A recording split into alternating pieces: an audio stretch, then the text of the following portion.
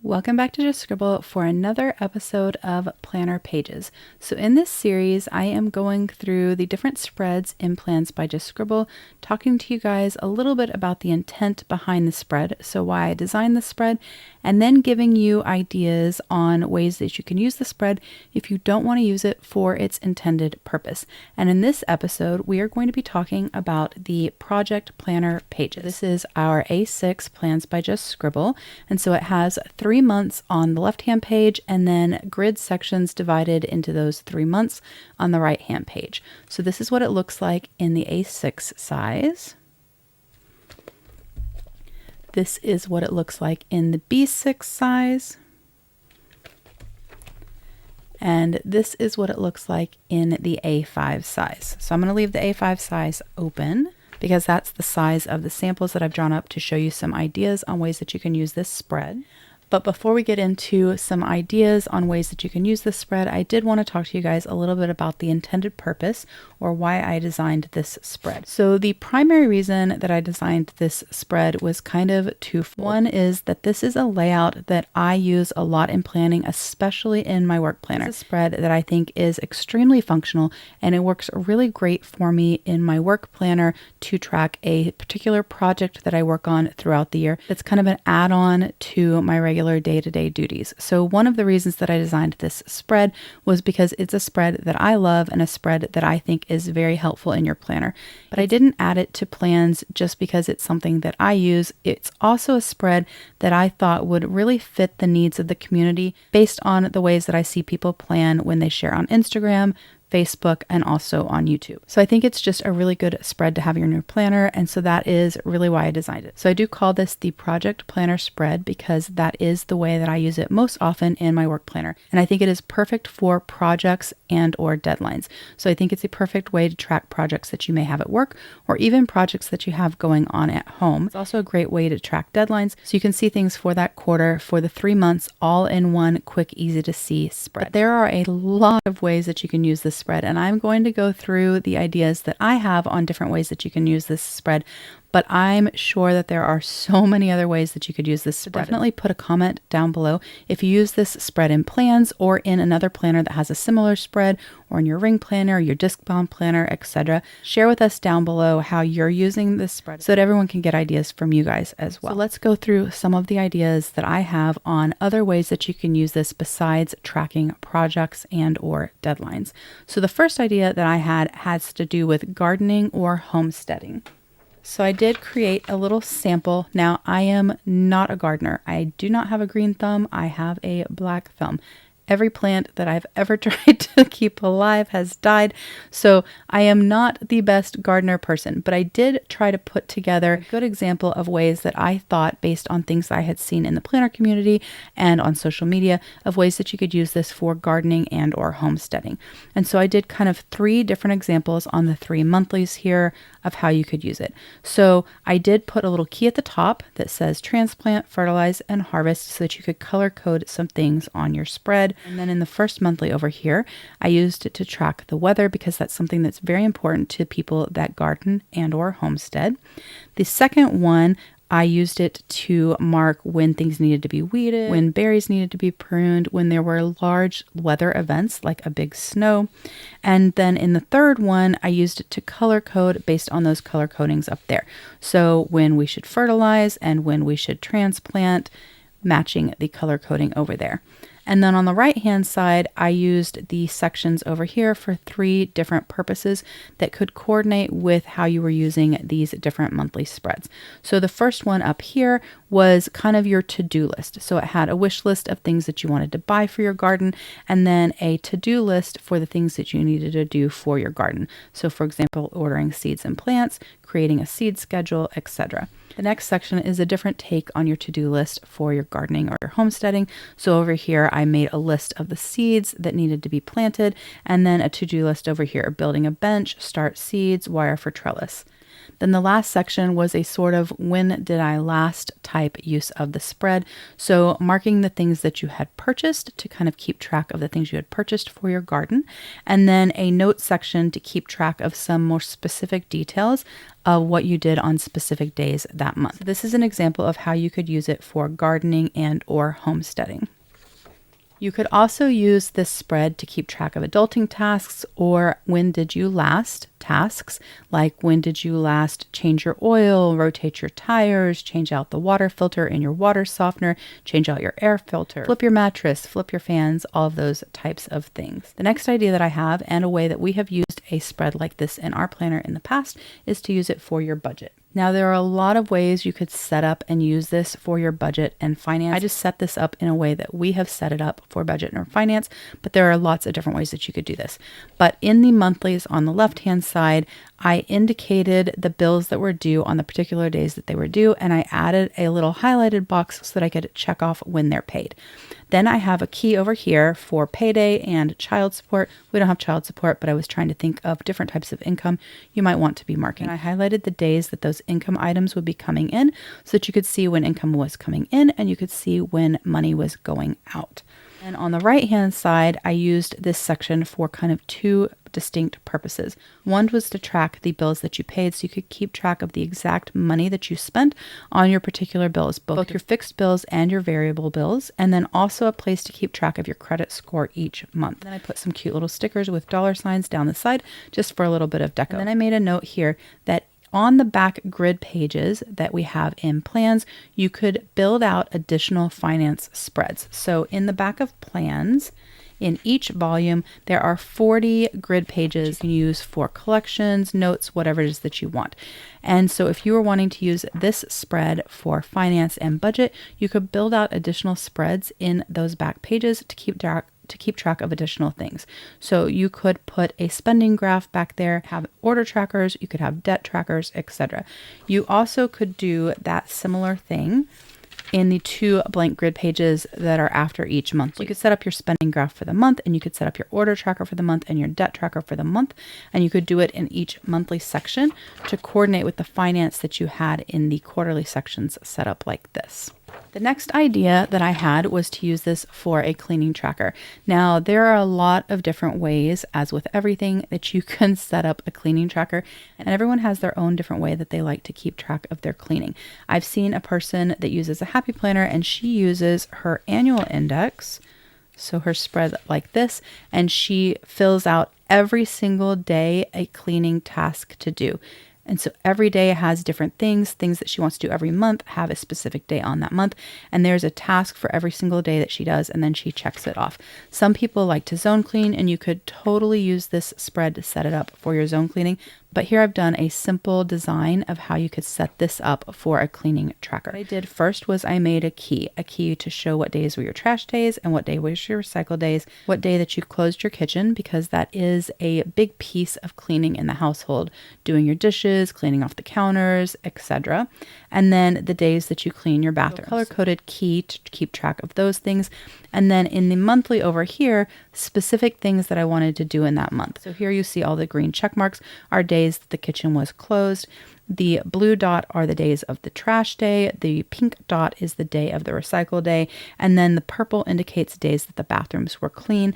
And then over here is a list of the items. And you would just check off in that month when you dusted the blinds, cleaned the fans, changed out the filter in your water softener, mowed or weeded your yard, cleaned your hardwood floors, organized your pantry, cleaned your fridge, your microwave, washed your comforter, changed your air filter, shredded documents, sorted and dropped off donations. So that is a simple example of how you could use this as a cleaning tracker.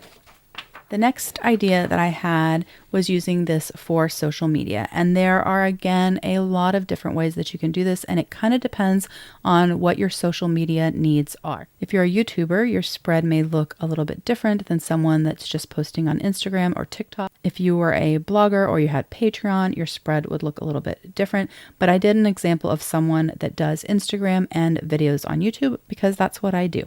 So the first thing I did was make a key. So a key to mark days of filming, and then a color to mark the day that the money comes in from AdSense if you are monetized. So on the left-hand page, I did a posting schedule. So the schedule that you had for posting your YouTube videos on YouTube. So putting your budget video, your fountain pen video, your monthly spread video, and then your weekly plan with me's for each of the 3 months of the quarter. And then purple highlighting for the days that your money comes in from AdSense, and then pink highlighting to mark the days that you actually do your filming. And then on the left-hand side, I did 3 different examples of ways that you could use this left-hand section. So the first one was to keep a list of video ideas for videos that you wanted to post that month. So obviously your Plan With Me videos would be a little bit more standard, but these other videos that you have, like if you do a fountain pen video or you want to do some additional videos that are outside of your standard schedule, you would keep a list of those ideas. And then in this sort of February section, I have a similar list, a list in the same vein, but of what you wanted to post on Instagram. And then you could keep track of the dates you posted, those things marking it with the date that you posted. And then the last section was set up as a sort of memories of your social media. So you could put your #1 video that you had in that quarter, your #1 post on Instagram that you had in that quarter. And then you could track your followers and subscribers on Instagram and YouTube for the months so that you could see your change over time. So that's an example, just one way that you could use this for social media. Like I said, if you do a blog or you do Patreon, it may look different, but that is one of the ideas on how you could use this spread. Another idea I had on how you can use this spread is to track your mood. A lot of people like to keep track of their mood, and there are a lot of different ways you could do that. You could use little stickers. So a lot of shops have little kind of smiley face stickers to track your mood. And so you could put a little sticker over here on the day to mark your mood for the day. You could also build a key, and you could color code the days based on how your mood was. You could even color in the days or do a sort of Zentangle inside here with a colored pen to keep track of your mood. And then the right-hand page, you could use to keep notes and kind of elaborate on your mood. So if there was a particular day where you were extremely anxious, or maybe you were having a panic attack or some other severe mood shift, you could journal over here or document over here what you thought the trigger was, or if there was a particular day over here where you were extremely sad, maybe it was the anniversary of a family member passing, you could make a note over here to indicate that the reason that you had that shift in your mood was because of XYZ. So that was another way that you could use this spread.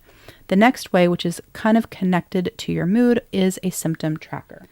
Now, there are, of course, lots of ways that you could track your symptoms in a spread like this. I did it in a similar way that I would probably use it for tracking my mood, and that was making a key. So I have a symptom key here in 2 different ways. One has your husband, your kiddo, and yourself with color coding. So you could mark if someone was sick, and you could see when that particular family member was sick.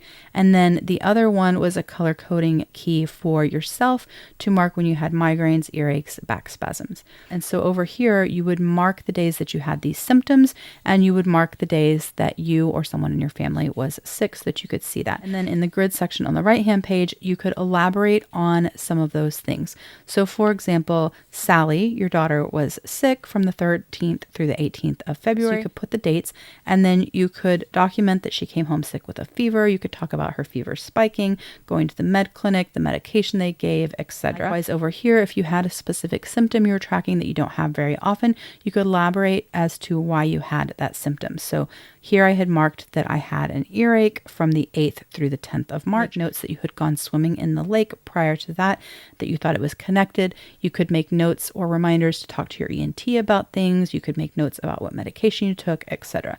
So that's a way that you could use this for a symptom tracker. Like I said, you could set this up in a lot of different ways.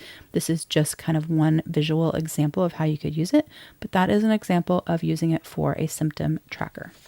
The next idea that I had is for someone that travels for work and travels a lot for work. I see sometimes in the planner community, there are people that travel quite a bit for work. And I think this spread is a great way to keep track of that travel. So over here, you can keep track of the dates that you're going to be traveling. So you can mark the dates that you're going to be out of town. You can mark times of flights, things like that. And then on the right-hand page, you can put details. You can put the hotel details, the flight information, your car reservations, a restaurant that you want to try out while you're in a particular city.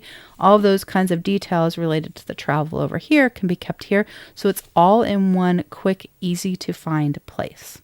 The next idea that I have for using this spread is to use it for a menu/meal planning. I know a lot of people keep track of the dinners that they make for their family or what their family eats for dinner each night so that they can ensure that there's a little bit of variety in what they're making and they're not making the same things all the time, but also to keep track of how often they're eating out versus how often they're eating in. So over here, you can write what your family had each day for dinner. You can color code or highlight the days that you guys ate out so that you can quickly and easily see how often you're eating out versus how often you're eating in. And then you can use this page over here on the right hand side to make note of new recipes that you tried or new recipes that you wanted to try or new restaurants that you went to and whether or not you liked it.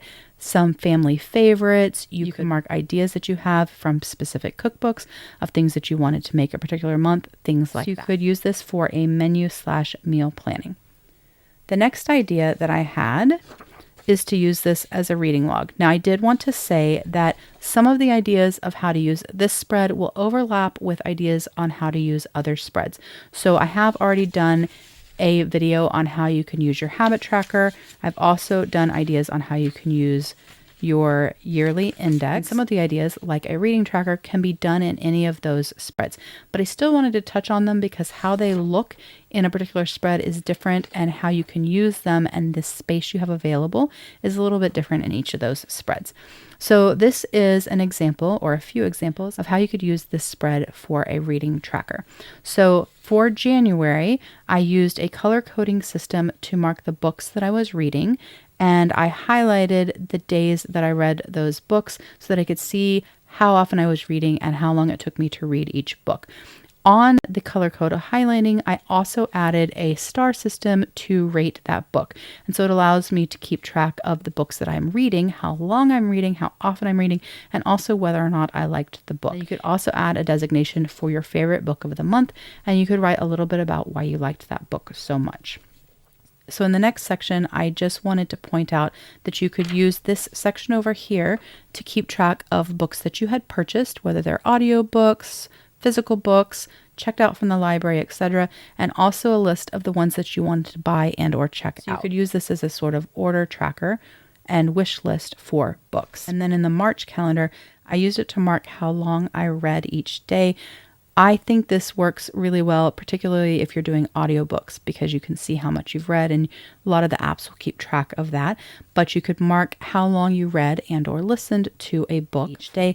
And then over here, I didn't actually print out little books, but you could print out little book cover images and you could stick them on this page over here, and then you could mark whether or not you loved it. You could make little notes about it. And so I drew kind of little tiny books that coordinated with these over here, but you could paste in the actual covers of the book, or you could do like this and you could write the name of the book inside there. So those are just a couple of ways that you could use this for a reading log. Obviously how you use it may look slightly different, but that is an example of using it for a reading log. You could also use this for a future log if you're not a person that wants to write directly into your monthly planner. You could put your future plans here as things get scheduled during the year.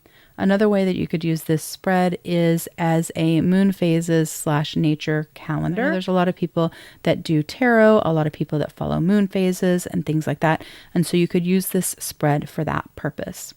The next idea that I had was to use this for homeschooling. Use this to keep track of the lessons for your homeschooling. You could set up a color-coded key if you wanted.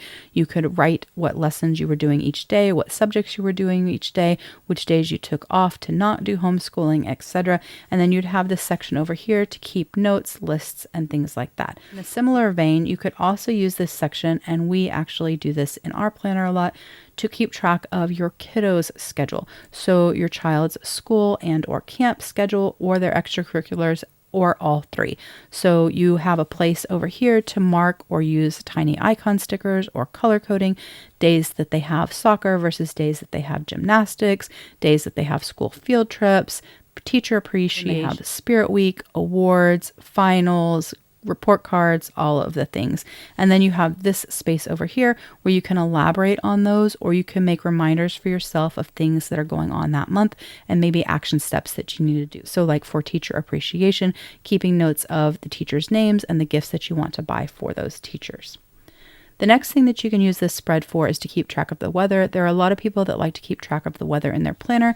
Some of them use their annual index over here to keep track of their weather. Some of them do it on their weekly, some of them do it on their daily, but this is a really good place to keep track of the weather. If you have enough space to put tiny icon stickers, little doodles, or even stamps, you have enough space to keep track of the temperature as well. And then you have space over here where you can make notes about the weather. So if something particular happened, like you had a giant snow or a flood or a lot of rain, or something happened at your house because of a weather event, you have a place to keep notes over here. Or if you have particular symptoms and or allergies that pop up related to weather occurrences, you could document that over here so that you could kind of see the correlation between the two. The next idea that I had was to use this for your sort of wellness journey, your weight loss. And so here I have a couple of examples of how you could do that. Now, everyone's journey is different. What they want to track is different, but these are just a couple of examples. So what I did over here in January is I have a color key, so a pinkish color to mark days worked out, and then a yellow color to mark days that you weighed in, and then a place to write your workout plan. And so you can see the days that I marked where I worked out, and then you can see the days of the weigh-in, and you can actually put your weight on the days that you weighed in. And in the February section, I did it as a step tracker, so you could keep track of your daily steps, and then you could keep your goals over here. So keep track of your quality of sleep. You could do graphs, all sorts of things you could do for your weight loss journey or your wellness journey in this spread. Additionally, you could use this as your workout planner and or tracker. So you could mark your cardio days versus your strength days, what days you're doing legs versus what days you're doing arms. You could keep track when you increase your weight and your strength training. You could keep track of classes you go to for Orange Theory, Zumba, etc. So you could use this spread for weight loss tracking, health tracking, workout tracking, and you could really combine them and do multiple things on one spread if you were using color coding and symbols and things like that. The next idea I had was to use this spread for 30-day challenges. I know a lot of people like to do 30-day challenges, especially no spends, and this is a really great spread to track that. So on my example spread, I did 3 different 30-day challenges and different ways that you could track them. So the first one was a low spend. So I have little smiley faces that color coordinated to the color that I used to highlight over here to mark this was my low spend month. And any days that I stuck with my low spend rules got a smiley face, and then any day that I spent money, I marked the amount that I spent. And then on the right hand side, I wrote the rules of my low spend and then gave myself a place to do a recap at the end of the month of how my low spend went. Then in the February section, it was a goal for myself. So read 15 minutes daily.